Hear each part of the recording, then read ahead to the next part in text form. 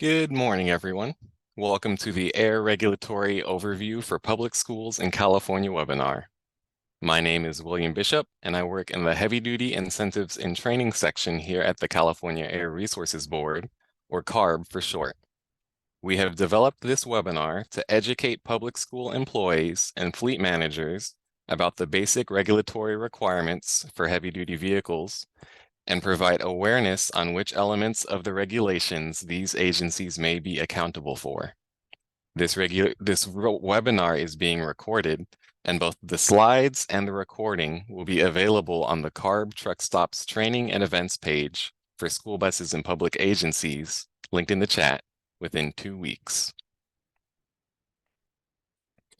This presentation will be a high-level overview of the following programs and regulations as they apply to school fleets: Periodic Smoke Inspection Program, Clean Truck Check, Truck and Bus Regulation, Public Agency and Utility Regulation, Advanced Clean Fleets Regulation, Idling Limitations, Portable Equipment Registration Program, and Off-Road Regulation. The Funding Opportunities section will cover a number of key state and federal funding opportunities likely to be applicable to school districts for funding vehicles and infrastructure. This presentation will have several links throughout and will include a few slides at the end with useful resources and program contact information. First, we'll discuss the Periodic Smoke Inspection Program, or PSIP. PSIP has been a requirement since 1998. Once the heavy-duty inspection and maintenance, or clean truck check requirements, are fully phased in, the PSIP requirements will be phased out and no longer applicable. California-based on-road fleets with 2 or more diesel vehicles greater than 6,000 pounds gross vehicle weight rating, or GVWR, and an engine model 4 years or older must self-test annually and promptly repair if necessary. Here's some examples. If you own 2 or more vehicles, just as described, you're subject to this regulation. If you have only 1 vehicle, you are not subject to the regulation. The test is required to be conducted on any vehicle that has an engine model year older than 4 years old. If you have 2 trucks, and the older one is 5 years old, while the newer is 2 years old, you're subject to the regulation, but you're only required to perform the test on the older vehicle until the newer vehicle's engine reaches 4 years old, upon which you must perform the test on both vehicles. PSIP will remain in effect until at least July 2024, when the Clean Truck Check program's periodic testing requirements take effect. We'll be covering Clean Truck Check after PSIP. Please note that if you happen to submit a passing compliance test to resolve a notice to submit to testing as part of the Clean Truck Check program, this test can be used to meet your PSIP requirements for the given calendar year. Provided on this slide is a table listing all opacity limits for on-road engines. Opacity is the percentage of light obstructed from passage through an exhaust smoke plume, with 100% opacity meaning all light is obstructed, and it's measured using a detection device known as a smoke meter. Engines with a diesel particulate filter, or DPF, or Level 3 Verified Diesel Emission Control Strategy, or VDEX, installed have a 5% opacity limit. 2007 and newer model year engines usually come with DPFs or Level 3 VDEX installed. DPFs reduce emissions by capturing and periodically removing particles while permitting gases to flow through. VDEX is an emissions control strategy to reduce particulate matter, or PM, and/or oxides of nitrogen, or NOx, emissions that has been verified pursuant to the verification procedure in Title 13, California Code of Regulations, Section 2700 through 2710.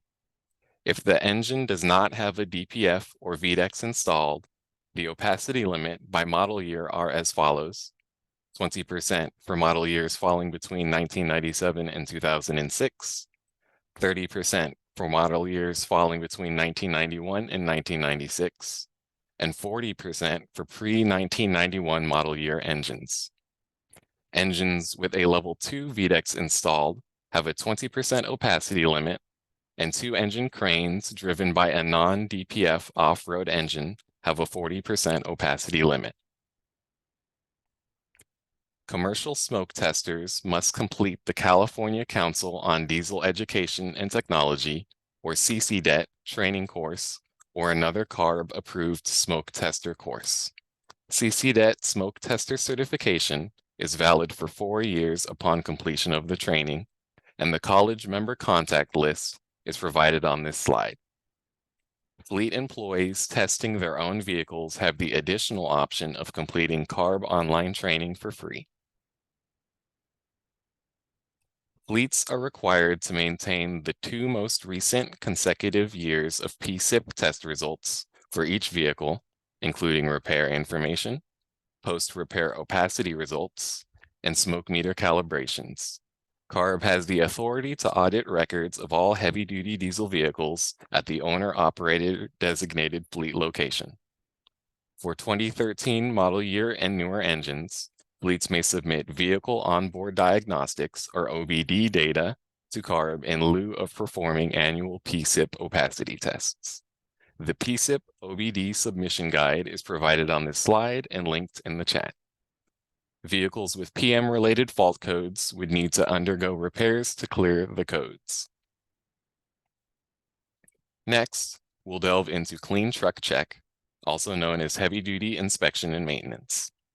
CARB's Clean Truck Check regulation took effect on January 1st, 2023 to ensure polluting, poorly maintained heavy-duty vehicles operating in California are quickly identified and repaired.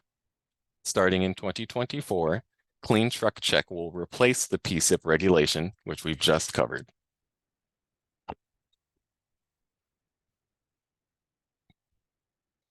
The regulation requires non-gasoline vehicles with a GVWR greater than 14,000 pounds, including vehicles registered out of state and out of country, to pass emissions compliance testing and enter vehicle information into CARB's Clean Truck Check database to continue to legally operate in the state.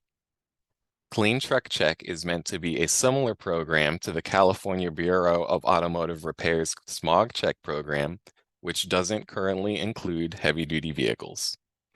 Periodic Clean Truck Check inspections will ensure that a vehicle's emissions control systems are maintained and functioning properly. Vehicles with identified emissions control malfunctions are required to be repaired in a timely manner to minimize emissions. So who's subject to Clean Truck Check? Owners and drivers of non-gasoline vehicles with a GVWR over 14,000 pounds that travel in California, such as semi-trucks and school buses. Testers that perform clean truck compliance testing on vehicles subject to the program. Freight contractors and brokers that do business in California using vehicles and fleets that are subject to Clean Truck Check. Applicable freight facilities, which are likely not the audience for this presentation. And lastly, OBD test device vendors that produce and sell the tools used to perform Clean Truck Check compliance testing using OBD data downloaded from a vehicle's engine. Clean Truck Check is more inclusive than PSIP, which, as previously covered, only applies to California-based fleets with 2 or more vehicles. Clean Truck Check, on the other hand, applies to any diesel, alternative fuel, diesel hybrid, or alternative fuel hybrid vehicles that operate in California and have a GVWR greater than 14,000 pounds. This includes California registered vehicles, vehicles registered in other state or county countries, and vehicles owned by the federal government not registered in any state or local jurisdiction. Single vehicle fleets or owner-operator vehicles are still subject to Clean Truck Check. So if you have only one vehicle that meets these criteria, you are still subject to the requirements of this program. Provided here are several categories of heavy-duty vehicles that are excluded from Clean Truck Check. The vehicle types most applicable to school fleets that are not subject to the regulation include zero-emission heavy-duty vehicles, emergency vehicles, vehicles with a historic vehicle license plate, vehicles operating under a CARB-issued experimental permit, gasoline heavy-duty vehicles already covered under the BAR's smog check program, and new vehicles with engines certified to the most stringent optional NOx .01 standard, of which there are currently none available for purchase and are only exempt for the first 4 years of the program. Clean Truck Check is being implemented through a multi-phased approach that began this year. For Phase 1, which started on January 1st, 2023, CARB deployed remote emissions monitoring devices on high-traffic roadways throughout California. These devices measure NOx and PM exhaust emissions as vehicles pass by the units. Roadside monitoring occurs on high-traffic roadways, so it's unlikely to affect school buses in neighborhoods, but you should still be prepared regardless. The second phase of the program implementation marks the start of vehicle reporting requirements and compliance fee payments. The Clean Truck Check database is publicly available now. Vehicle owners will need to access the public portal to create an account and report the vehicles in their fleets. Fleets whose information is already in other CARB databases will have facilitated downloads to ease information validation and help make batch uploads simpler. You will need to create an account, add your school bus fleet information, verify that any existing information is correct, and add any missing information. You will also use this account to pay the annual $30 compliance fee on a per vehicle basis. School districts are not exempt from this compliance fee, and acceptable methods of payment include credit card, debit card, and e-check. Paper checks are not accepted. The third and final implementation phase of the regulation is when the periodic testing requirements start. Testing methods vary depending on the model year of a vehicle's engine, as well as whether the vehicle is OBD equipped or not. You will be responsible for performing these compliance tests semi-annually and submitting the results to CARB. Credentialed tester training is a free online training course offered by CARB, and credentialed testers are available for hire. Links for both can be found on this slide. Once periodic testing begins, it will replace the annual inspections in PSIP. Vehicles that register with the DMV annually have testing deadlines based on DMV registration date and do not use the table provided on this slide to determine testing deadlines. This table is specific to publicly owned vehicles like school buses and when their testing deadlines will take place throughout the year. A bus's test deadline is aligned with the last day of the month based on assigned months for the last digit of the vehicle's VIN. As an example, if the VIN ends in the number 7, the testing deadline is May 31st. Compliance testing will be required semi-annually, so its deadlines will be May 31st and November 30th. Next, we'll go into truck and bus regulation. This regulation has been in effect since December 2008. Provided here are a list of who must comply with truck and bus regulation. The regulation affects individuals, companies, and federal agencies that own diesel-powered vehicles with a GVWR greater than 14,000 pounds that operate in California. The regulation also applies to school buses. However, their compliance requirements are different than for other vehicles. Even though the vehicles in public agency or utility fleets are not subject to the truck and bus regulation, vehicles that are hired or dispatched by these agencies that are subject to the truck and bus regulation must confirm that the fleet is in compliance with the regulation. The regulation applies to all diesel-fueled school buses with a GVWR over 14,000 pounds.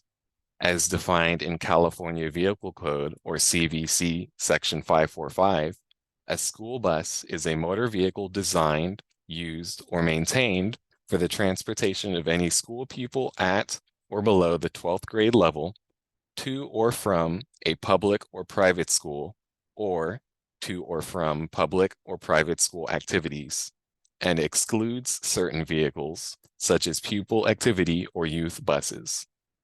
Any bus that does not meet the definition of a school bus in CVC Section 545 must comply by meeting general requirements of the truck and bus regulation.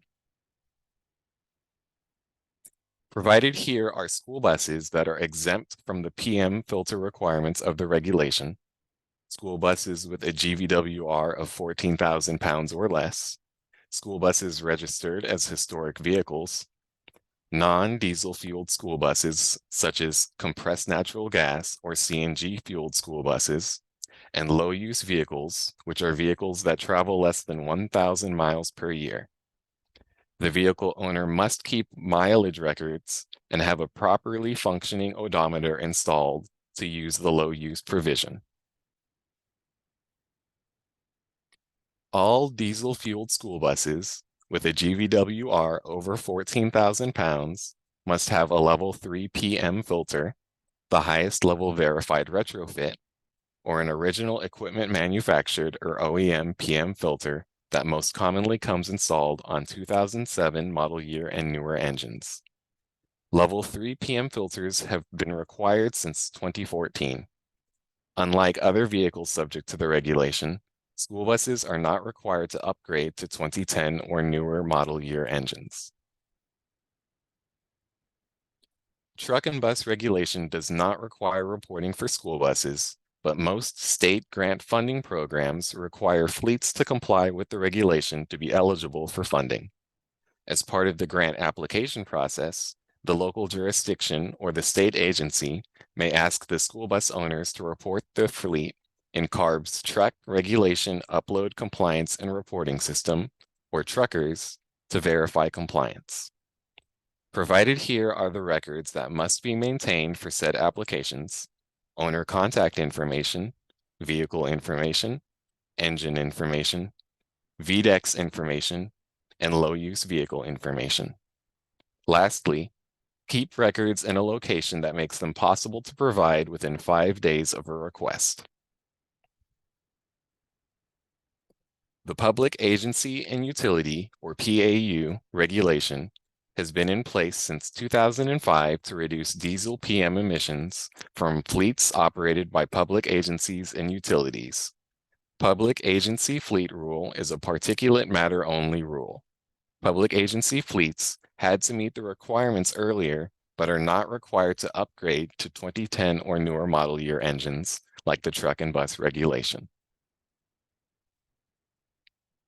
PAU applies to any public agency that owns, leases, or operates on-road diesel-fueled heavy-duty vehicles with a GVWR greater than 14,000 pounds that has a 1960 to 2006 model year engine certified to greater than 0.01 grams per brake horsepower hour PM standard, or a 2007 or newer model year engine that does not come equipped with an OEM filter.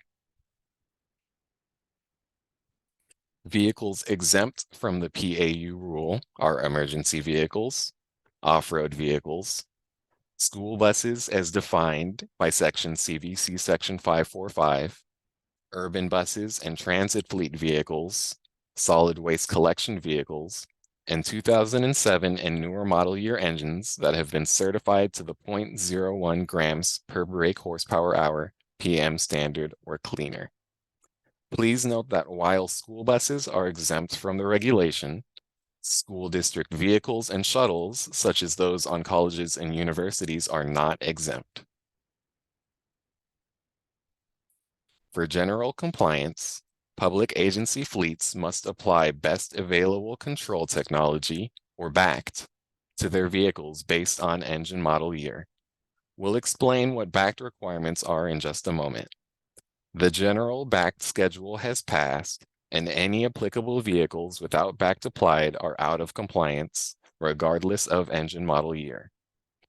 For low population county status compliance, the accelerated turnover option schedule requires all engines to be 1994 model year or newer and have a PM filter installed by December 31st, 2025.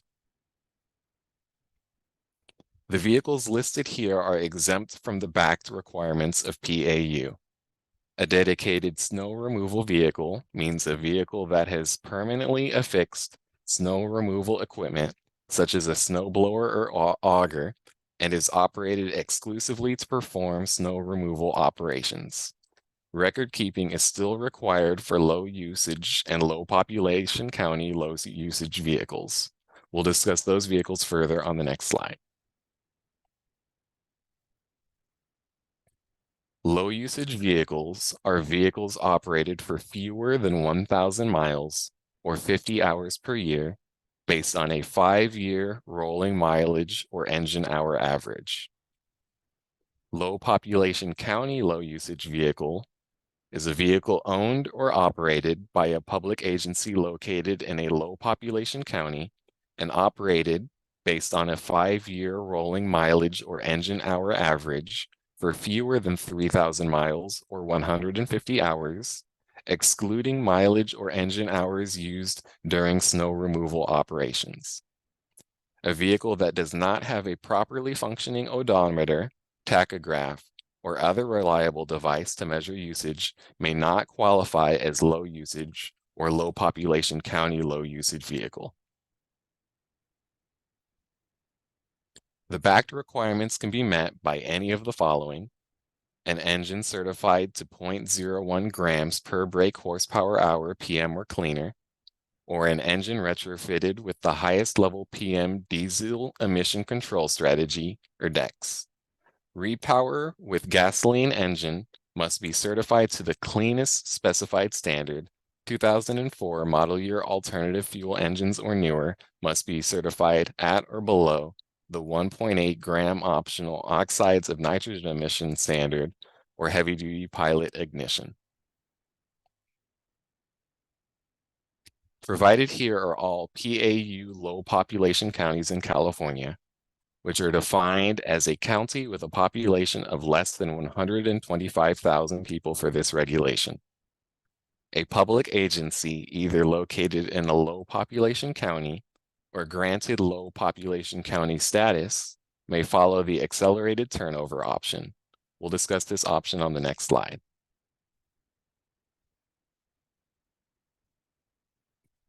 The accelerated turnover option for low population counties and public agency fleets granted low population county status follows the schedule listed here. It requires the replacement of all 1993 or newer model year engines with a model year 1994 and newer engine by 2020, while applying backed to 1994 through 2006 model year engines by 2025. A letter of intent needed to be submitted in 2008 to follow this option. For record keeping, records may be kept in a centralized location or at the terminal where the vehicle resides and must be made available upon request while the vehicle operates in California. Other records, such as a vehicle compliance label, must be kept in the vehicle.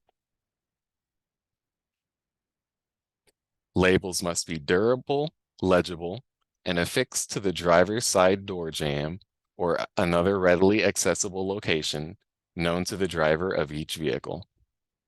There are compliance labels, low usage labels, experimental labels, and low population county labels. Provided here are images comparing a legible and durable label to one that is not legible and durable.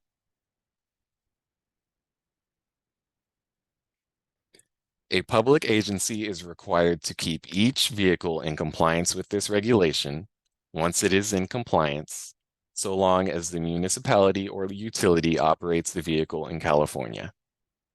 Any violations may carry penalties as specified in state law and regulation. Listed here are common areas of noncompliance, such as not having records readily available upon request, or not updating vehicle labels upon status change, third-party vehicle sellers not being notified of out-of-state vehicle sale requirements, and vehicles used through contracts. Next, we'll go into Advanced Clean Fleets. The Advanced Clean Fleets, or ACF regulation, helps advance the introduction of zero-emission technologies into California's truck and bus fleets by requiring fleets that are well suited for electrification to transition to zero-emission vehicles, or ZEV, through requirements to both phase in the use of ZEVs for targeted fleets and requirements that manufacturers only manufacture ZEV trucks starting in the 2036 model year. Adopted by CARB this April, Advanced Clean Fleets requires fleets to begin to transition their medium and heavy-duty vehicles to zero emission. The Office of Administrative Law, or OAL, approved the regulation effective October 1st, 2023. For some context, in 2020, CARB adopted the Advanced Clean Trucks regulation, which applies to any manufacturer that certifies on-road vehicles over 8,500 pounds GVWR for sale in California. Advanced Clean Trucks requires manufacturers to sell zero-emission vehicles as a growing percentage of sales in all vehicle weight classes from 2B through 8, starting in 2024. 9 states have already adopted the Advanced Clean Trucks requirements, currently representing 25% of the U.S. truck market, with the most recent partners being Colorado and Maryland. Other states are actively considering the regulation. The Advanced Clean Fleets regulation we're about to cover complements Advanced Clean Trucks and establishes a gradual phase-in of ZEV purchase mandates for fleets, with 2036 being the end date for combustion sales in California. Medium and heavy-duty vehicles owned or leased by state and local government fleets, including school districts, are subject to the Advanced Clean Fleets regulation. A special note for school districts is that school buses, as defined in CVC Section 545, are exempt from the regulation. However, a school's medium and heavy-duty white fleet vehicles are subject. School districts and other state or local government agencies that hire or contract with third parties to operate vehicles need to verify that their contractors follow ACF. CARB will have a list of compliant fleets on our webpage, or school districts may collect signed statements from the hired or contracted fleet stating they are not subject. The school district should keep copies of this documentation. School districts contracting with fleets will also have to provide a disclosure of regulation applicability to fleets in the contract or agreement. Please check the regulation for exact language. Contracting with ACF compliant fleets does not apply to school buses. The manufacturer requirements include school buses, so even though a school district is not required to purchase zero-emission school buses in order to comply with the regulation, school districts should recognize and plan for the fact that manufacturers may sell only zero-emission medium and heavy-duty vehicles starting in 2036. School districts are subject to the state and local government agency requirements of the Advanced Clean Fleets rule and have 2 options to comply with those requirements. The ZEV purchase schedule would require that 50% of their annual vehicle purchases are zero emission beginning in 2024. This increases to 100% beginning in 2027. Alternatively, ZEV milestones allows for the flexibility of phasing in ZEVs based on suitability of different vehicles in their fleets. This option is available until January 1st, 2030, and when selecting it, the fleet owner must report this intention and may not switch back to the purchase schedule option. We'll go into more detail on both in the following slides. There are also some other exemptions and extensions available for small government fleets, those designated low population counties, or infrastructure delays.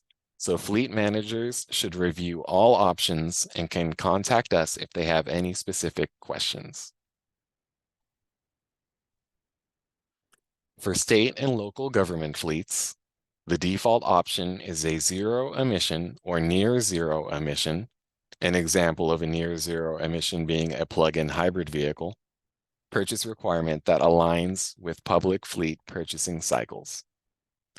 However, agencies that are in designated counties shown here will remain exempt from the zero emission purchase requirement until 2027. This exemption has also been granted to small public agencies in non-designated counties that have 10 or fewer vehicles.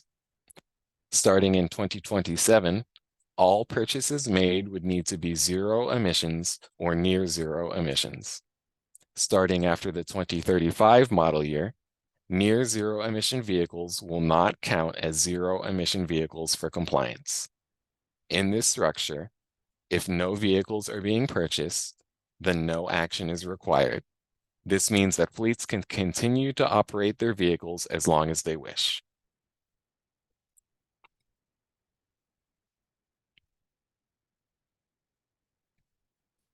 The ZEV milestones option is a more flexible approach. This is available to high-priority fleets and state and local government fleets. Under this option, a certain portion of their fleet needs to be composed of zero or near zero emission vehicles. The requirements are more aggressive for well-suited vehicles and delayed for more specialized or longer distance vehicles. This phase-in happens stepwise with key dates over the next 2 decades when fleet-wide ZEV purchase targets must be met. As long as the ZEV milestones are met, fleet owners have considerable flexibility with the rest of their vehicles and can purchase combustion-powered engines as long as they meet the overall phase-in requirement. When purchasing a new combustion engine, it must be certified to the California Omnibus standard. These are the cleanest engines available in the nation. Next, we'll briefly cover heavy-duty diesel vehicle idling limitations and idling airborne toxic control measures, abbreviated as ATCM. Commercial vehicle idling ATCM requires, among other things, that drivers of diesel-fueled commercial motor vehicles with a GVWR greater than 10,000 pounds, including buses and sleeper berth equipped trucks, not idle the vehicle's primary diesel engine longer than 5 minutes at any location. The ATCM also requires owners and motor carriers that own or dispatch these vehicles to ensure compliance with the ATCM requirements.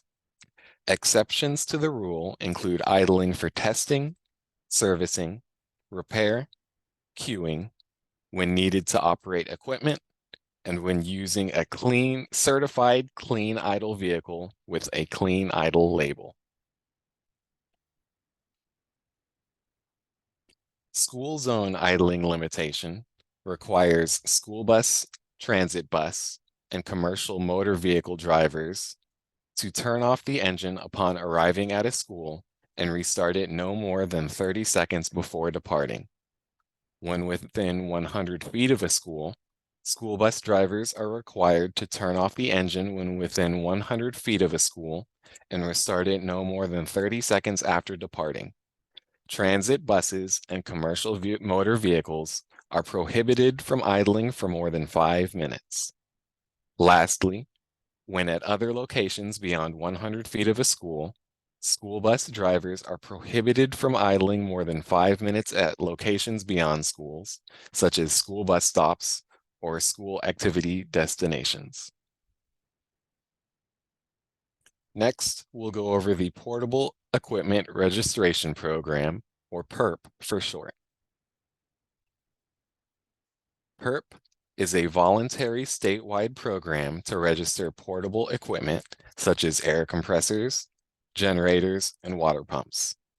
With certain limited exceptions, including a determination by a local air district that a permit is required for operation at a given location, portable equipment registered in PERP may operate throughout the state without obtaining permits from any of California's air districts. When PERP receives a hard copy application, staff will review it to determine if it's complete, enter the application into the system, and send a billing invoice. If information is missing or incorrect, staff will return it within 30 days with an explanation of the issue. PERP has 90 days to issue full registration once the application is deemed complete. Processing time begins when CARB receives full payment for all applicable fees. Temporary registration is available for Tier 4 final engines. If the application includes auxiliary engines on two engine vehicles, processing times are dependent on compliance with the other applicable CARB programs, such as off-road or truck and bus.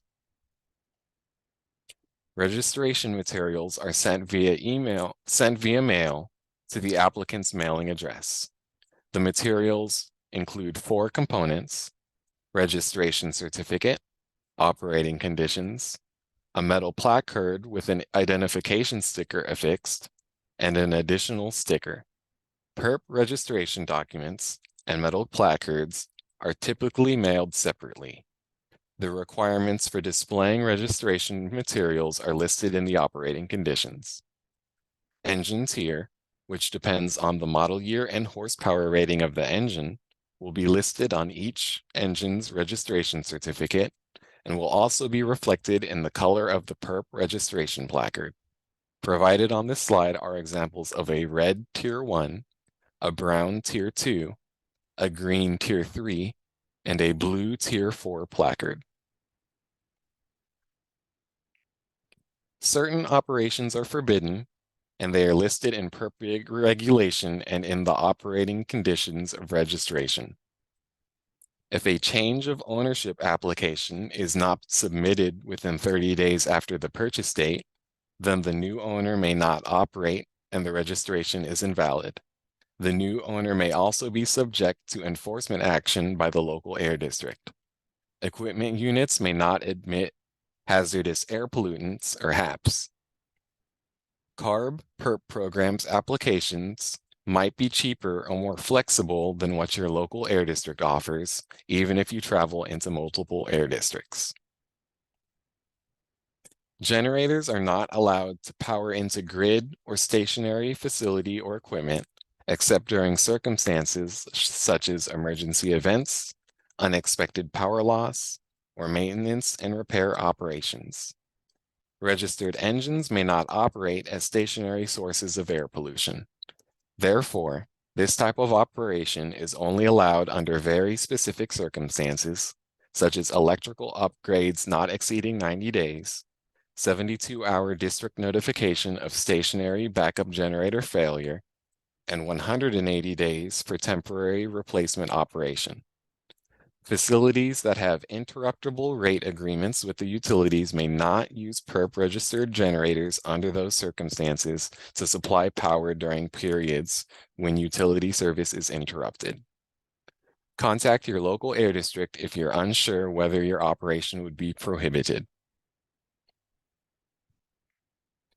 Portable Diesel Engine ATCM is the airborne toxic control measure designed to reduce the PM emissions from portable diesel fuel engines rated at 50 brake horsepower or larger.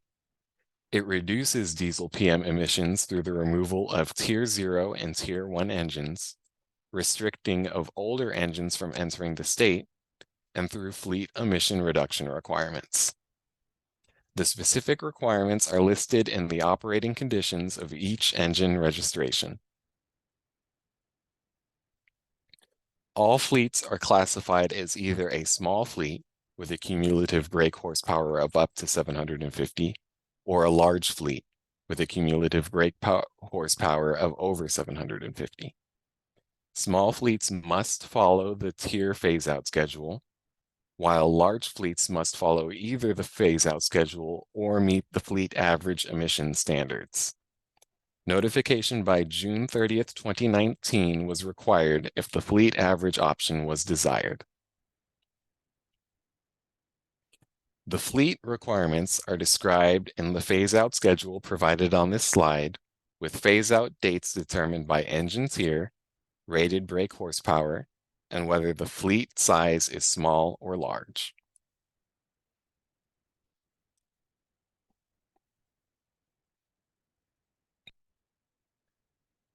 Next, we'll cover in-use off-road diesel-fueled fleets regulation. The purpose of this regulation is to reduce NOx, diesel PM, and other criteria pollutant emissions from vehicles subject to this regulation. This regulation applies to any person, business, or government agency who owns or operates within California any vehicles with a diesel-fueled or alternative diesel-fueled off-road compression ignition engine with a maximum horsepower of 25 horsepower or greater, provided that the vehicle cannot be registered and driven safely on-road or was not designed to be driven on-road, even if it has been modified so that it can be driven safely on-road. It also applies to two-engine vehicles that are not already subject to the PAU fleet rule, not two-engine sweepers, and not using a Tier 0 auxiliary engine, and it also applies to workover rigs. This regulation does not apply to vehicles that are owned and operated solely for agricultural or forest operations. It also does not apply to vehicles owned and operated by an individual exclusively for personal use. Listed here are vehicles that are not subject to the performance requirements, but are subject to the reporting, labeling, and record-keeping requirements. Low-use vehicles operated less than 200 hours per year, emergency vehicles, dedicated snow removal vehicles, and equipment used for over 50% for agricultural purposes. Fleet size is determined by adding up the horsepower of all vehicles subject to the off-road regulation.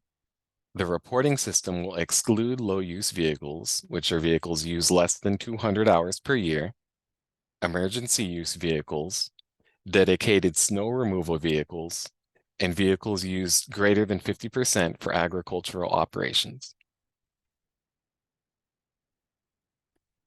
The requirements and compliance dates are dependent on the fleet size. For a fleet to determine their fleet size, they must add up all of their off-road horsepower under common ownership and control. For example, if a fleet has many subsidiaries, all off-road horsepower must be added up to determine the overall fleet size of the company or corporation. Each subsidiary can comply as a separate entity, but the subsidiary must comply with the fleet size category determined by the overall company, regardless of the horsepower in the individual subsidiary. Next, we'll cover off-road low population counties and captive attainment areas. Low population county local municipality fleet means a fleet owned by a local municipality. All counties listed here and colored green on this state map provided are off-road low population counties. Fleets owned by such local municipalities shall be treated as small fleets, even if their total max horsepower exceeds 2,500 horsepower. The following fleets listed on this slide have been granted low population county status specifically. Note that if a county is listed, only the county-wide fleet is granted low population status. Individual municipal fleets in these counties are not covered by the low population county municipal fleet provisions unless listed by name.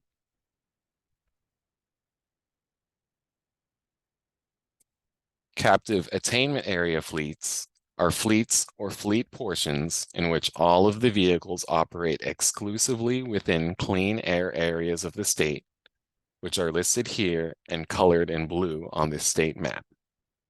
A fleet or identified fleet portion that operates one or more vehicles outside the counties and areas listed here is not a captive attainment area fleet.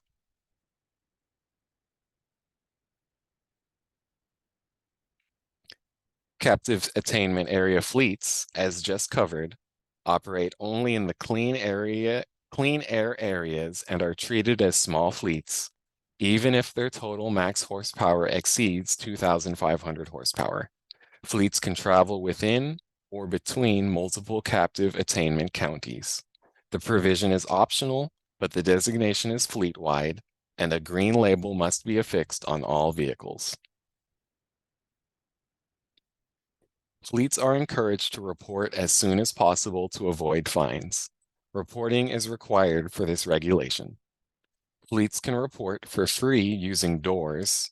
This is the quickest and simplest way to report. This satisfies all the off-road vehicle reporting requirements and retains the data for future reporting requirements. Additionally, CARB enforcement staff have access to doors to verify that fleets have entered their information correctly. Vehicles that are brought into California or added to a fleet must be reported within 30 days of entry into the state. In addition to general fleet reporting, fleets are required to submit a Responsible Official Affirmation of Reporting, or ROAR. The ROAR is an annual attestation that everything has been entered into the system and that the information that was entered is correct and that the fleet is in compliance with the regulation. Once a fleet has been reported indoors, they will receive an Equipment Identification Number, or EIN, for each vehicle in the fleet. Each vehicle will have a unique EIN, which will stay with the vehicle for the life of the vehicle. Fleets must label each vehicle with the appropriate EIN within 30 days of reporting. At this point, all vehicles should be labeled unless it was just brought into the state within 30 days. EIN labels cannot be purchased through CARB. Fleets can paint them on or have a plate made to bolt to the vehicle. CARB has a list of EIN label vendors that is provided on this slide. Basic specifications for the label include that the EIN shall be white on a red background, be in clear view on the right and left side of the outside of the vehicle, approximately 5 feet above the ground, or if the vehicle is not 5 feet tall, lower on the vehicle. Each character at least 3 inches in height and 1.5 inches in width, and be maintained in a manner that retains its legibility for the entire life of the vehicle.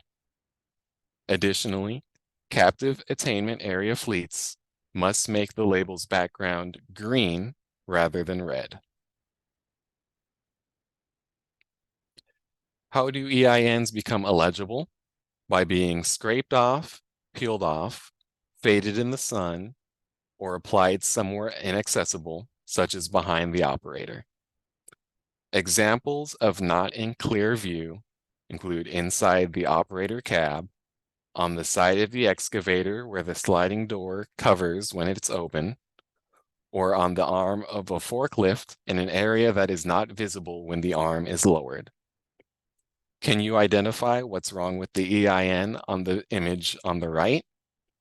EINs start with 2 letters, then 1 number, then 1 letter, and end in 2 numbers. The old and faded label above on the right image shows the correct EIN starting with the letter G, while the new label incorrectly printed the number 6 where the G should have been. Off-road vehicles can idle if they meet one of the following exemptions: queuing, maintenance to ensure safe operation. If a fleet feels that they do need to idle for more than 5 minutes, but they do not meet one of the listed exemptions, they can apply to CARB for an idling exemption for that vehicle. If a vehicle is rented, it is the responsibility of the renter or lessee, and the lease contract should discuss that responsibility. All medium and large fleets are currently required to have a written idling policy on file that they have disclosed to all of their operators. If an operator is caught idling a piece of off-road equipment for more than 5 minutes, The fine will be issued to the company and not the operator. Therefore, it is in every company's best interest to make sure each operator is aware of the idling limitation to prevent fines. There is a guidance document on our website if you need more information on written idling policy. If someone in California is selling to someone else in California, they must include a disclosure on the price quote, bill of sale, or invoice. The seller must then keep records that they included disclosure language for 3 years after the sale occurred. This disclosure is not required for manufacturers selling to dealers, only for dealers and other individuals selling off-road equipment in the state. Shown here is the exact disclosure language that needs to be included. The intent of this language is to make all buyers aware of the regulation so that they do not purchase older equipment that cannot currently be added to their fleet or hurts their progress towards compliance.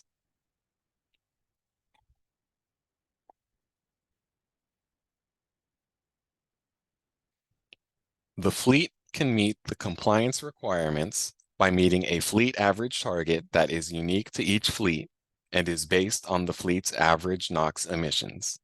If a fleet cannot or chooses not to meet the fleet average target, then it will have to meet the backed requirements each year, which would require a fleet to turn over 10% of their total fleet horsepower, for example, retire, repower, designate as low use, or retrofit each year. The Fleet Average Index is an indicator of a fleet's overall emission rate for both NOx and PM and is based on each vehicle's engine horsepower and model year and whether it is equipped with VDEX. Doors automatically calculates the Fleet Average Index for each fleet and displays it in the Compliance Snapshot, which is a page available on each fleet's Doors account. The Fleet Average Target Rate is the fleet average that a specific fleet must meet each year in order to show compliance with the fleet average requirements and varies depending on a fleet's horsepower distribution. Note that the target rates differ between large or medium fleets and small fleets. If a fleet owner cannot or chooses not to meet the fleet average target in a given year, it may instead comply with the backed requirements. A fleet owner may meet the backed requirements each year by turning over or installing VDEX on a certain percentage referred to as the backed rate of the fleet's total horsepower. Vehicles exempt from the performance requirements cannot be used to generate backed credits. Actions must be completed prior to January 1st for each annual compliance deadline. Year-by-year low use means a vehicle that operated in California less than 200 hours during the previous calendar year, but that could operate more than 200 hours in the future. Originally, the year-by-year exemption allowed vehicles to move in and out of low-use status from one year to the next. However, this could cause a vehicle coming out of low-use status to immediately become non-compliant with the tier phase-out requirements. To qualify for permanent low-use exemption, a vehicle must operate on average 200 or fewer hours per year, or less than 600 hours over a 3-year period. For two-engine vehicles, both engines must separately meet the permanent low-use requirements to qualify, must have a non-resettable hour meter installed, and are in violation of the regulation if operated more than 200 hours per year. To increase the use to 200 hours or more per year, the vehicle must meet the current adding vehicles requirements in the regulation. Once a vehicle is designated permanent low use, it must operate at low use levels for the remainder of its life. The off-road regulations' most current amendments were approved by CARB in November 2022, going into effect on October 1st, 2023, incorporating new requirements to use renewable diesel. Major elements of the amendment include phasing out the operation of the oldest and dirtiest off-road vehicles, diesel vehicles, expanding the ban on adding vehicles, requiring the use of renewable diesel, introducing new contracting requirements, and providing flexibility options to encourage the adoption of zero-emission technology. Goals for the amendments to the off-road regulation is to achieve additional emissions reductions by reducing ozone, PM pollution, and diesel particulate matter throughout California. For more information on the amendments, please refer to the renewable diesel fuel requirements fact sheets provided on this slide. Several funding opportunities are available to help school districts purchase school buses and other vehicles that comply with the regulations. One major funding source that is available now is the HVIP Public School Bus Set-Aside and Energize Joint Application.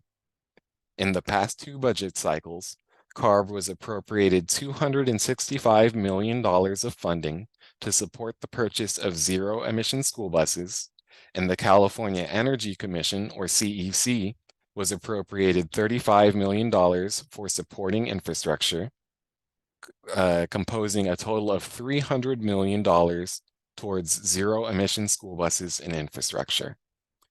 CARB and CEC have coordinated to develop a streamlined joint application to allow school districts to apply for both new zero-emission school buses and infrastructure.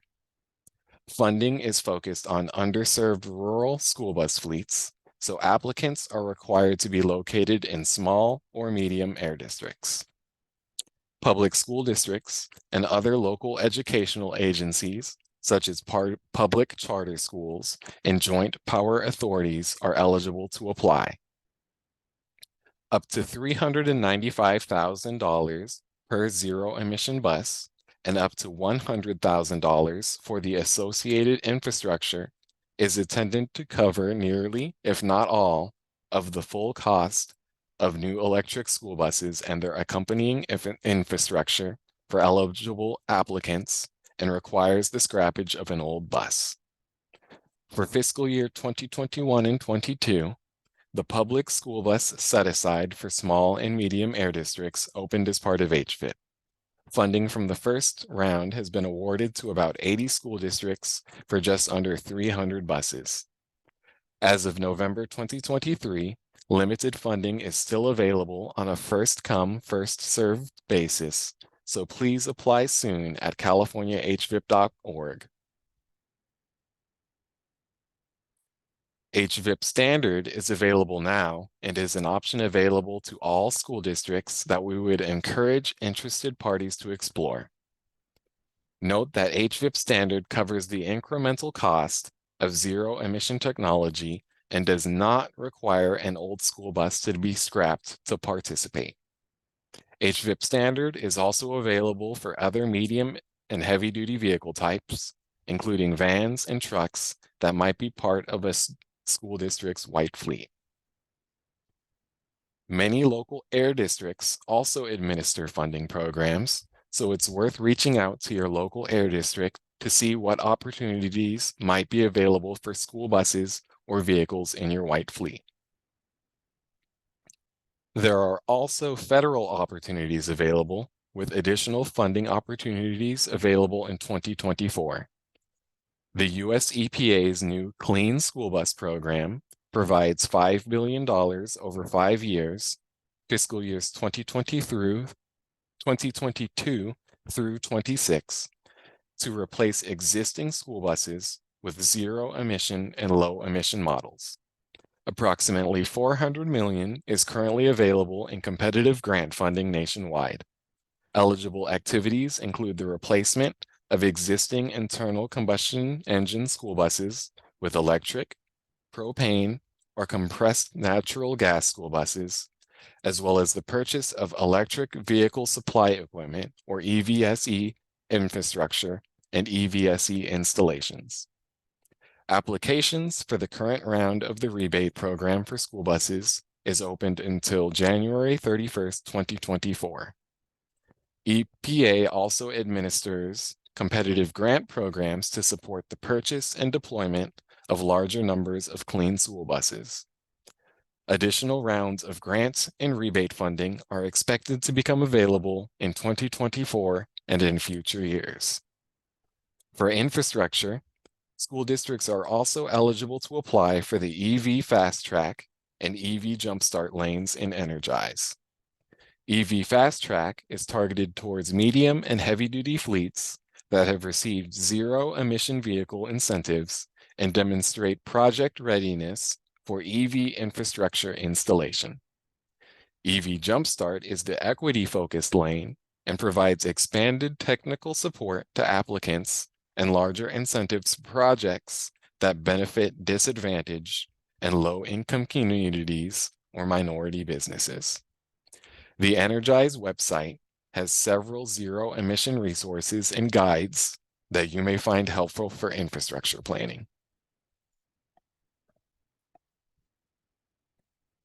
Also, Pacific Gas and Electric, Southern California Edison, and San Diego Gas and Electric have rebate programs that school districts might be eligible for. We encourage school districts to reach out to their local utility to find out how they can apply for additional infrastructure funding. This year, the state legislature approved $500 million for the zero-emission school bus and supporting infrastructure, with an additional $1 billion appropriated towards these projects over the next 2 budget cycles.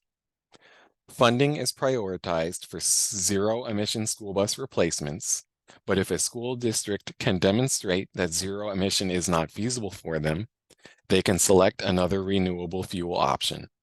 You can see our rough timeline for the implementation of this program here. We have developed a statewide procurement contract for zero-emission school buses with the Department of General Services, or DGS. Any local government agency can purchase zero-emission school buses off of the DGS contract, not just funding recipients. The webpage provided here will take you to a page with all of the vehicle procurement contracts. Zero-emission school buses are under the green contract section. We expect to start holding some public working groups this fall to provide an overview of the funding program and start soliciting feedback on potential program requirements. Ultimately, we expect the program to be open for the first round applications in the spring of next year. For additional resources, Truck Stop is the one-stop shop for information about medium and heavy-duty vehicles, regulations, and incentives and funding programs. The ZEV Truck Stop is the same for zero-emission vehicle information. Both of these sites have pages for past and upcoming training events that include webinars, presentations, videos, and other useful resources. You can also stay up to date on this information by signing up for our GovDelivery emails. Before we finish, here's the contact information for the Diesel Hotline, Clean Truck Check Program, Truckers Reporting, PERP Program, Doors Hotline, and Smoking Vehicle and Complaint Hotline. Please note that when you call the Diesel Hotline, identify yourself as a school district or public agency and/or that you're calling about school buses. This will alert staff to the appropriate response. We'll now open it up for a short question and answer period. We have several attendees on the call today, so we may not be able to get to everyone's questions. We will be prioritizing questions that will be useful for multiple participants on the call. If you have questions that are specific to your fleet, or if we are unable to get to your question today, we encourage you to reach out to the Diesel Hotline shown on this slide.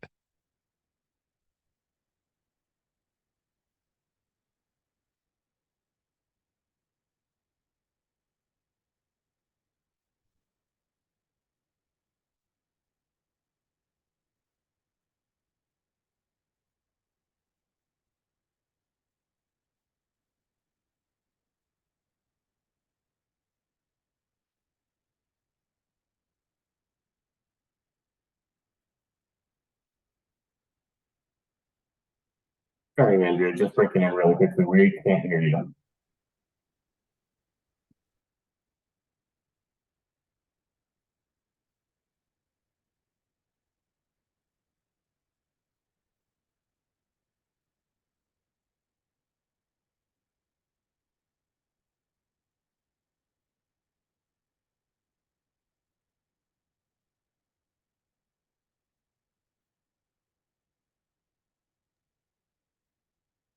My apologies, everyone. We're having a little bit of technical difficulty. We'll get that, hopefully get that squared and really quickly.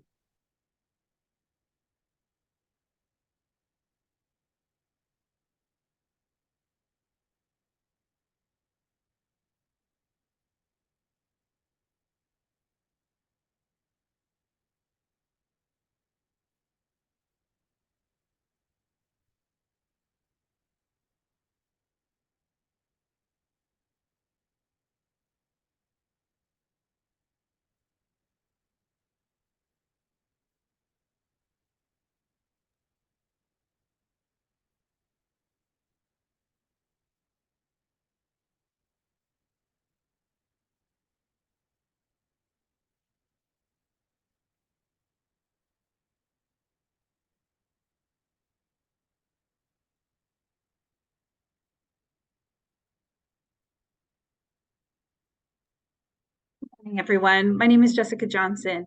Thank you, William, for that comprehensive presentation. We're going to now move on to the Q&A portion of the presentation where we will respond to some frequently asked questions as well as some questions from the audience. So if you'd like to ask a question, please type your question into the Q&A box. You'll see that along the panel at the bottom of your screen in Zoom. We do have a lot of folks in the audience today, so we may not be able to get to everyone's question, but we are going to be prioritizing questions that are relevant to the whole group, as William said. If you have a question that is specific to your fleet or we're unable to get to your question today, we'd like to suggest that you reach out to the diesel hotline. That's the first telephone number you see on the slide here. That's 1-866-6-diesel or 1-866-634-3735. And then members of our team will be able to help you with those specific concerns. And as William mentioned, we do suggest that you identify yourself as a school district fleet so that the staff that helps you is aware of your specific situation.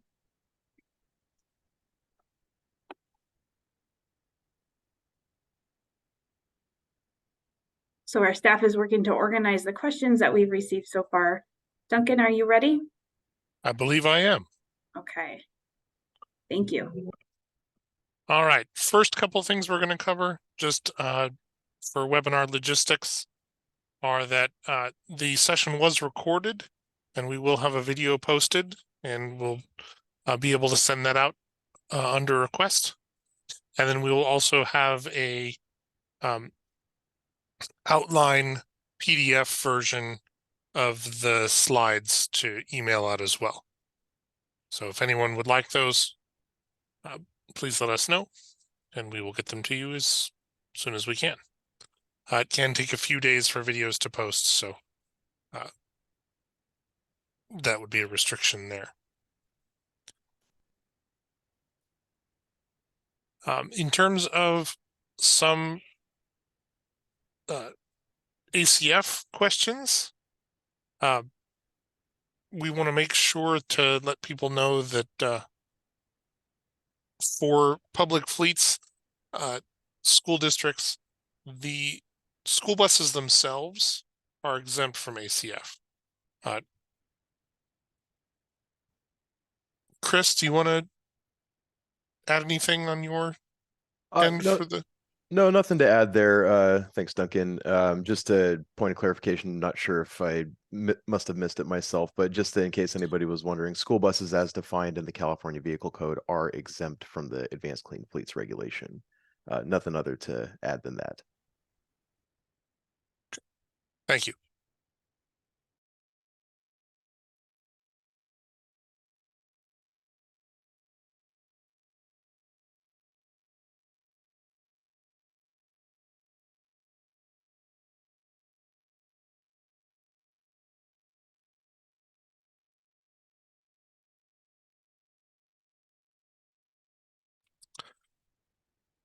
So I'm going to go into some clean truck check questions.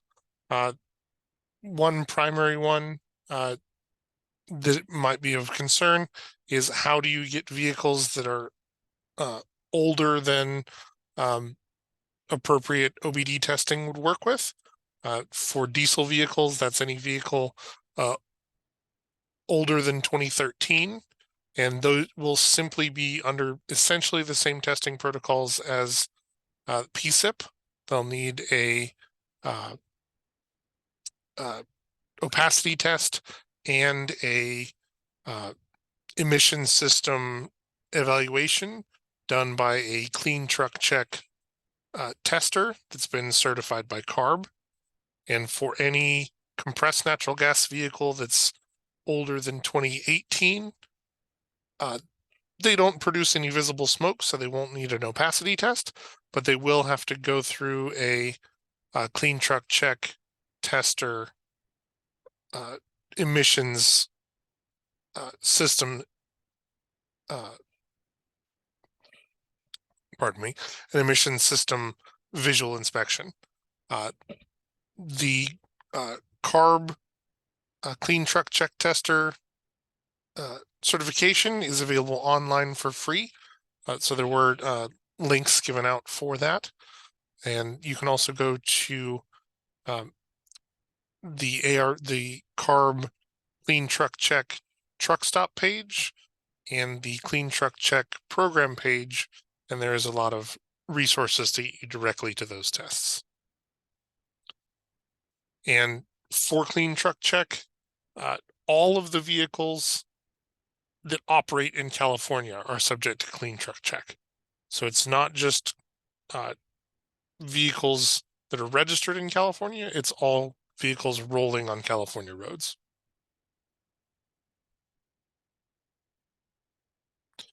If you encounter any issues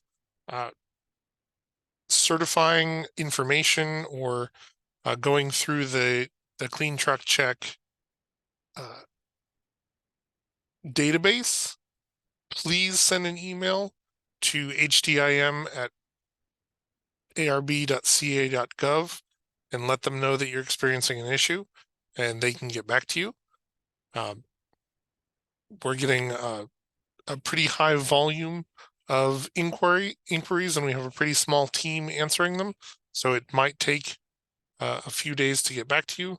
We are working on making that team bigger and bringing in people from other teams so that our responses can speed up a little.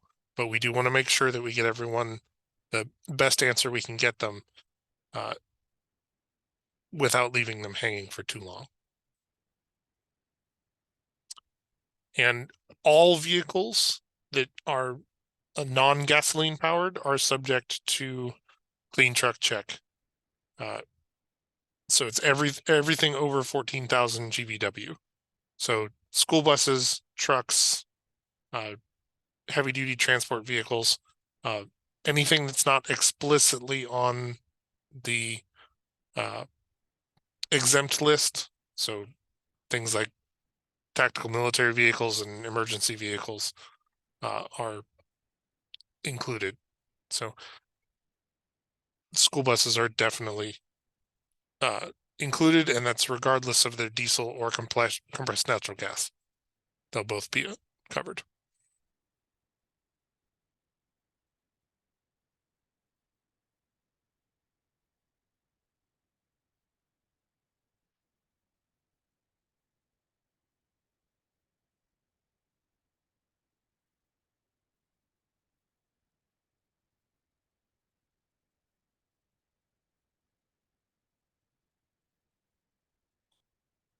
All right.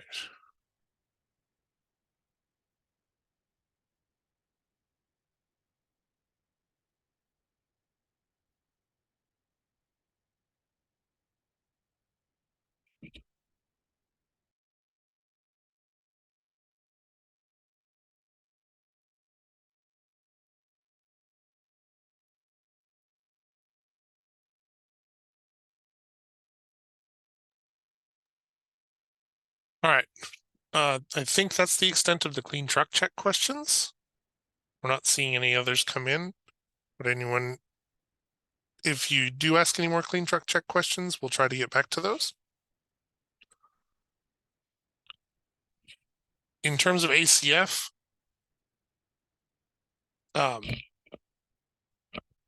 we'll cover some ACF questions.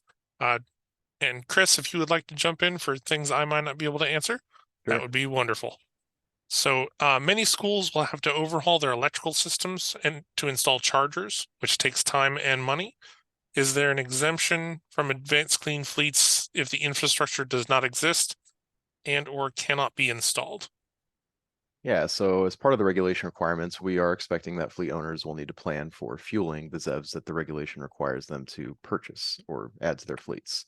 The regulation has an up to a 2-year extension, which would ensure a fleet owner remains in compliance if they've secured a construction permit for a ZEV fueling infrastructure project at least a year in advance of a deadline, but that project is delayed for specific reasons beyond the control of the fleet owner.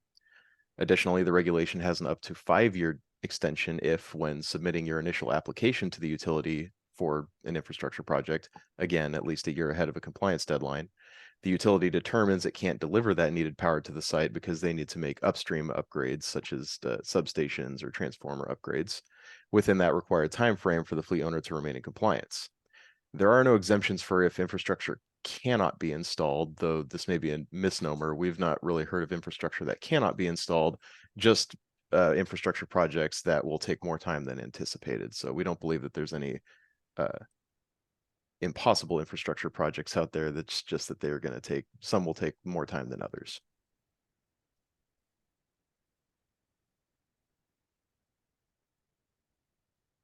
All right. And since school districts operate off of POs, does this apply towards the deadline requirements, or does it only apply as met when the vehicle has been received and fully paid for?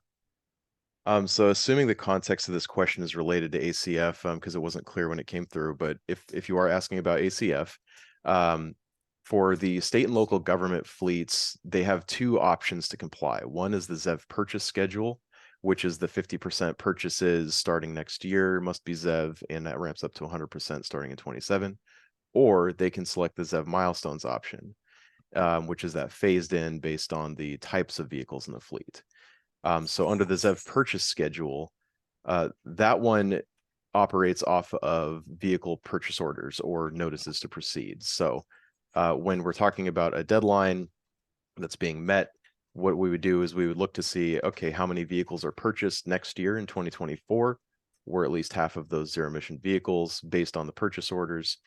If so, the fleet would be in compliance. If not, then they would be out of compliance.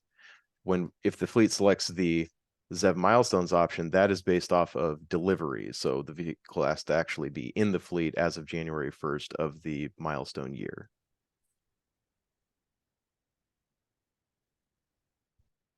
All right.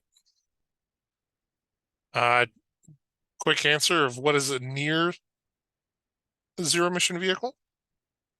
Sure. So near zero emission vehicles are defined in the regulation. Effectively, they're plug-in hybrids that can achieve a minimum all-electric range, and that range ramps up over time. I believe it starts at 10 miles and goes up to 75 miles in the 2030 timeframe.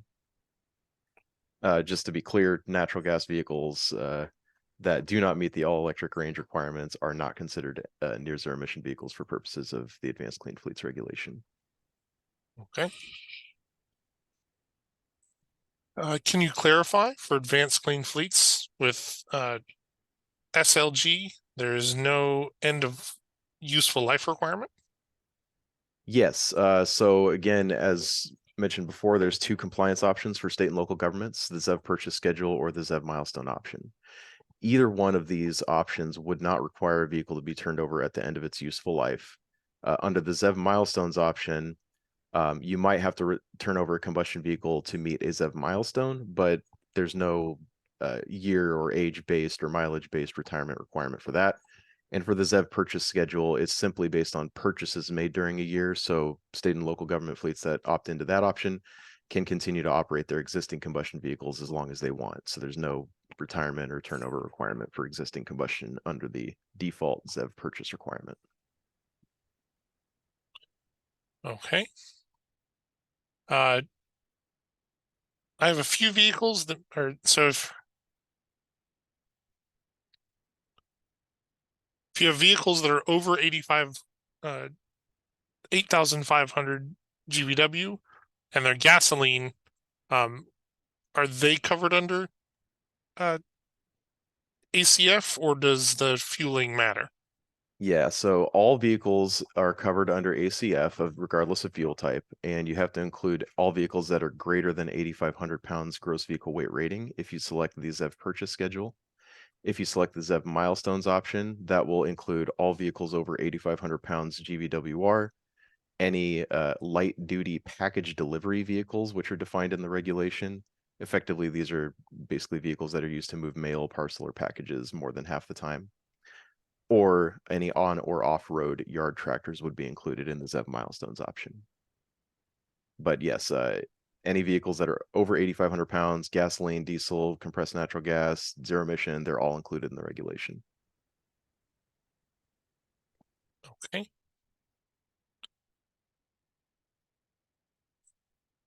Can you speak to the exemptions involved for rural school districts, if there are any, from ACF? And I'll cover clean truck check at the same time once you're done. Sure. So as mentioned in the slides, there are delays. If the state or local government agency wants to use the ZEV purchase schedule, then there's a delay for those that are located in the counties that were highlighted on the map on the slide. Those counties are also listed in the regulation language itself, but typically it's the most northern counties and then the easternmost counties in California. If they're located in those counties, then they would not have any requirements until starting January 1, 2027, at which point 100% of annual purchases would need to be zero emission.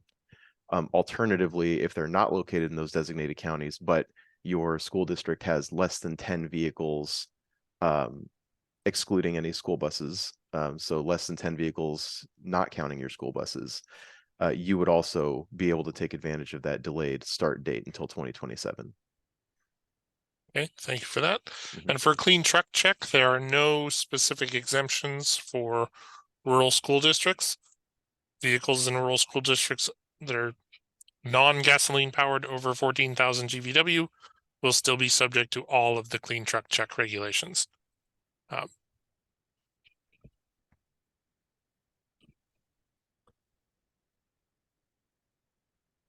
righty. Angie, would you be ready to answer some off-road questions? Yes, I can go ahead and answer some off-road questions. Okay.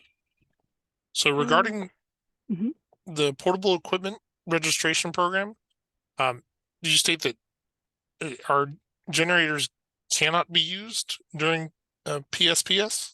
I'm not in charge of portable equipment registration program. I can only speak for the ENU's off-road diesel fuel fleets regulation program. Okay. So for off-road vehicles, are local educational agencies eligible for status of low-use county populations?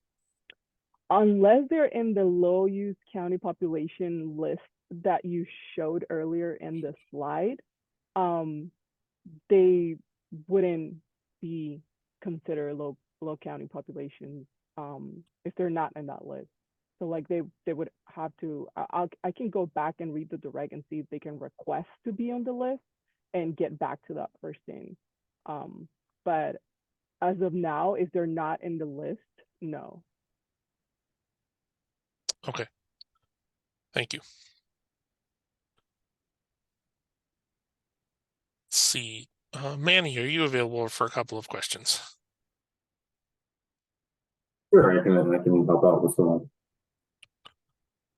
Okay. Are incentives available for conversion kits to convert old school buses or pretty much any vehicle to BEV? So I can address for specific to school buses. So there's currently no incentives available through HIP public school bus set aside for conversions. It's solely a purchase of a brand new zero emission vehicle. Okay. Thank you. Is there currently any funds available to support solar infrastructure? through CARB. Is this for school buses or Yes. just general? Well, for school districts. Oh, for school districts. So you can refer for the infrastructure for school buses or school districts. There's a couple of different programs you can actually refer to. One of them is the Energy Commission's infrastructure program, which is linked in the slides. We also do have a couple of other potential possibilities that you can use. I'm not positive exactly if Key Mobility in schools assists in funding that as well, but I know at the very least we can look into the Energize program. Okay, thank you. And is there any funding to help with repairs of vehicles for school buses? Currently, there's no repair funding available through HVIP Public School Set Aside. This is, again, it's just solely a purchase of a new vehicle, which requires a scrappage of an older internal combustion engine school bus as well. Okay. Thank you. Mm-hmm. Let's see. Let's go back up through the questions and see if anything else popped up. And really quickly, it looks like Jessica wanted to jump in for some clarification also. Jessica? Hi, everybody. I've noticed some questions coming in from the participants. Maybe want to clarify just a little bit here. There's some question, I wanted to make sure we're clear. For clean truck check, school buses are subject to that regulation. For the advanced clean fleets regulation, school buses are not part of that, are not subject to those requirements. So if Chris or Duncan, you want to jump into add any further detail to what I said, please do so. But I just wanted to make sure that folks are understanding that clean truck check and advanced clean fleets have a little bit different requirements for school buses. Sure, I'd feel free to jump in on that one. So for clean truck check, school buses are required to be tested under the testing structure based on their age and fuel type. Those tests can change. And then if you were to convert to zero emission vehicles, those would be exempt. So there's no requirement to switch under ACF requirements to switch to zero emission vehicles, but if you were to switch to zero emission vehicles, those would be exempt from clean truck check. Let's see. As per an answer for are vehicles that are not compliant with clean truck check would be allowed in the state or not? We will not be checking at border crossings, but vehicles that are within the state that are not compliant, if they happen to go to a facility that has to be clean truck check compliant or are going through any kind of inspection from CARB or the CHP, they would not be compliant and they would receive a citation. And then for getting in contact with people who can fill out vehicle emission control forms or who can perform OBD tests or any of the other clean truck check required tests or paperwork, there's a list of currently CARB compliant testers on the clean truck check truck stop page. And it is also possible for any reasonably qualified person, from an owner of a vehicle to an administrator at a school district, to go through the same certification process, which is free and available entirely online. In order to do the OBD checks, you do have to have the proper equipment for that, though.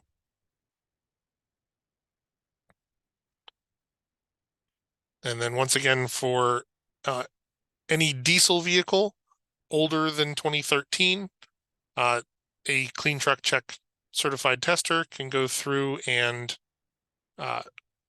perform a visual inspection and upload their findings into the appropriate database. And for any compressed natural gas vehicle older than 2018, it would be the same process. Diesel vehicles also do require opacity testing if they do not have the appropriate OBD systems.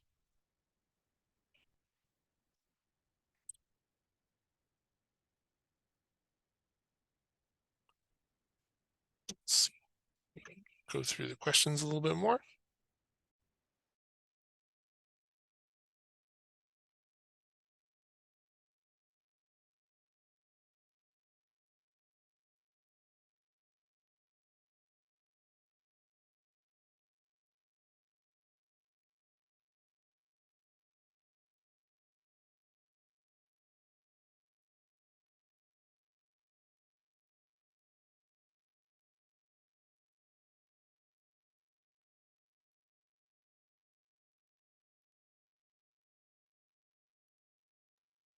There are several questions involving the availability of different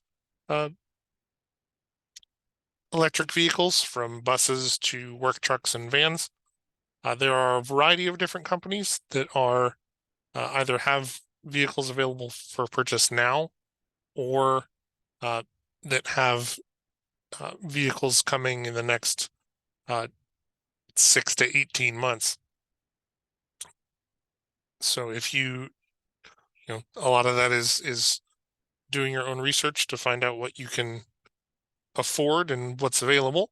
I did hear on the news this morning that Rivian is going to start selling their vans on the open market as well. Their exclusivity contract with Amazon is gone, so that does open up significant more options for vans. But that's not an endorsement. It's just what I heard on the news this morning.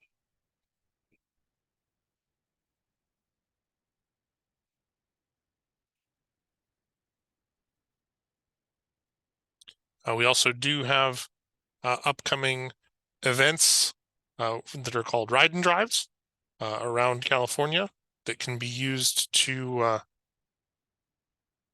sort of go look and see and potentially even play with some of the new EVs. So those are a good thing to look out for. So if you look up for CARB EV ride and drive and sign up with the Gov delivery system with notices involving EVs, you should be able to get that information relatively easily.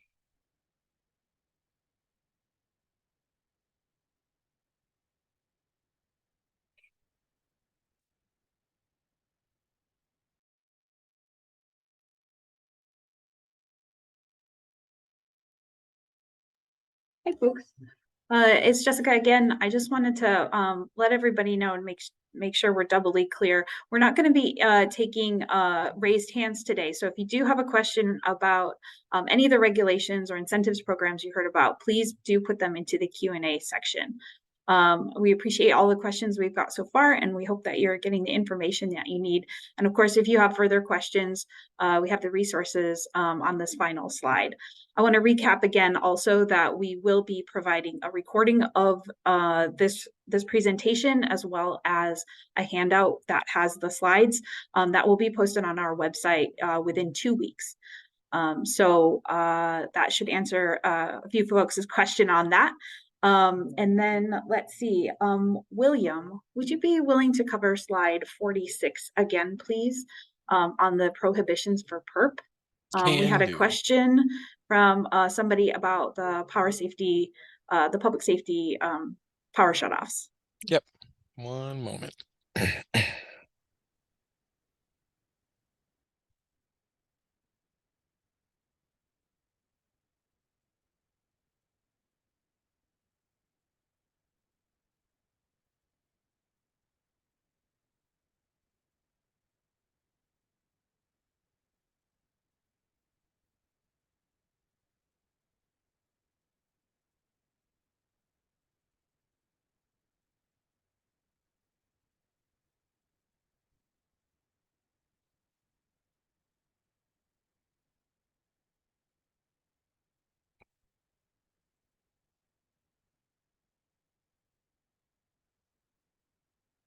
Facilities that have interruptible rate agreements with the utilities may not use PERP registered generators under those circumstances to supply power during periods when utility service is interrupted.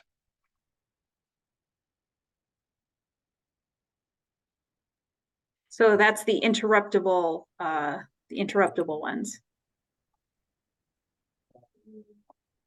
Thank you. Mhm. Duncan, do we have any more questions for Clean Truck Check? There are a couple sort of general questions. Some people might have missed explanations beforehand. So for any compressed natural gas vehicle older than 2008, there is no smoke test requirement because if your compressed natural gas vehicle is producing visible smoke, there's something obviously wrong with it. You do just have to do the visual inspection and have a technician check it out and make sure that the vehicle is properly equipped with emissions equipment. And if you're already reporting to BAR with a vehicle that's over 14,000 GVW, that reporting would have to be combined with Clean Truck Check, although most vehicles that report to BAR aren't covered under Clean Truck Check. The 14,000 pound separation of non-gasoline powered vehicles is designed to eliminate that overlap.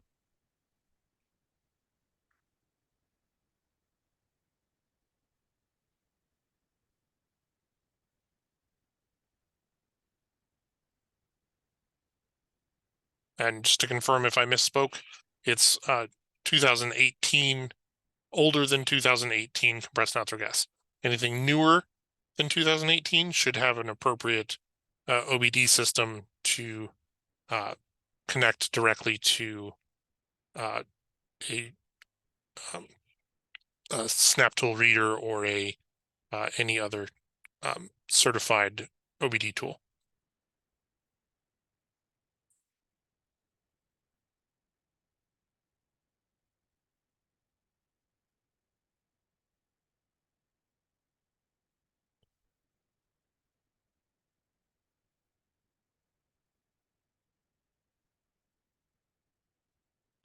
And for school bus exemptions, if that's referring to ACF, those are just the requirements that you won't have to replace school buses with EVs. School buses are not exempt from Clean Truck Check. School buses will need to be reported into the Clean Truck Check database, and compliance fees will need to be paid for school buses.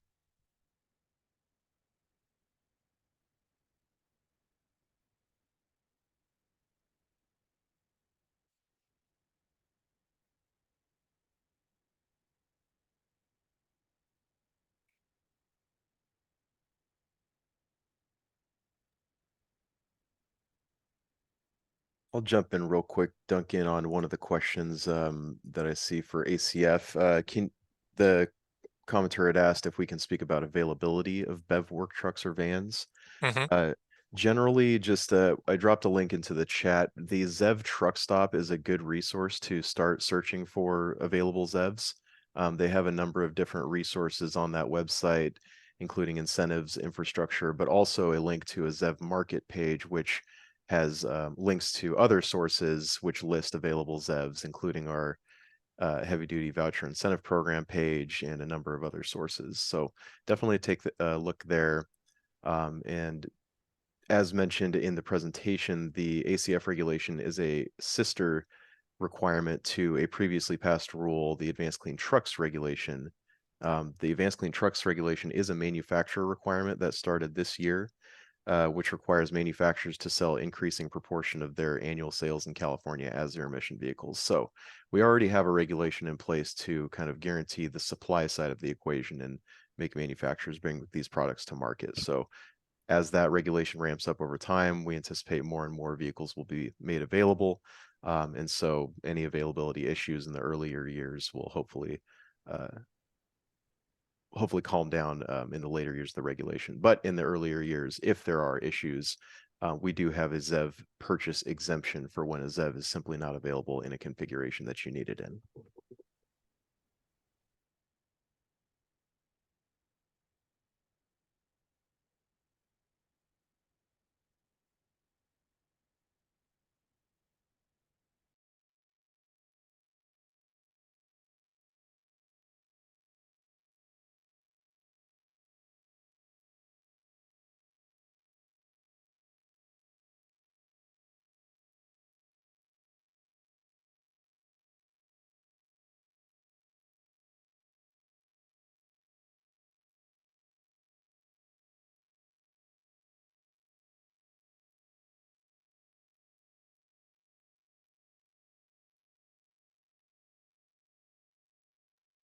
Duncan, we have a question about clean truck check. About the a zero emission school bus and if it's completely exempted or if it does need to register. So for clean truck check, if it's a zero emission vehicle, it doesn't need to be registered under clean truck check at all. In terms of ZEV milestones in ACF, would that count towards the ZEV milestones, or are they completely left out of ACF? Chris? This is for a vehicle. Which type of vehicle is this for? So this would be a zero emission school bus. Zero emission school bus would be exempt from the regulation. I'm actually not sure if it would count towards a ZEV milestone requirement because they're explicitly exempt from the regulation and therefore not included. So I'm pretty sure that would not count towards a milestone requirement, but I can circle back with our management and verify the answer to that. Okay, thank you.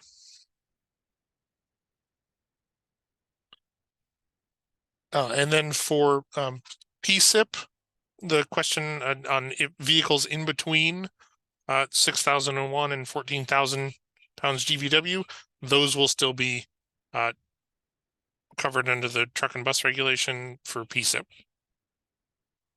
So clean truck check only covers vehicles 14,000 over 14,000 GVW.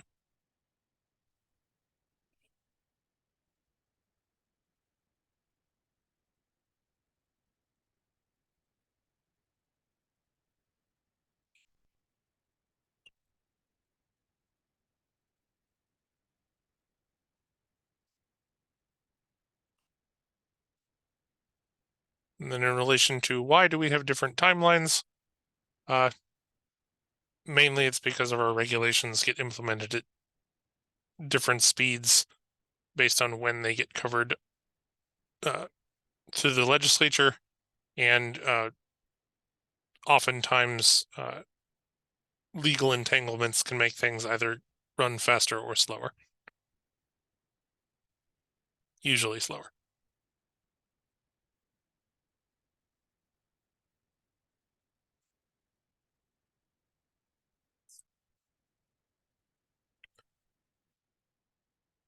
All right, that's everybody in the Q&A. Is there anyone that would still like to ask any more questions?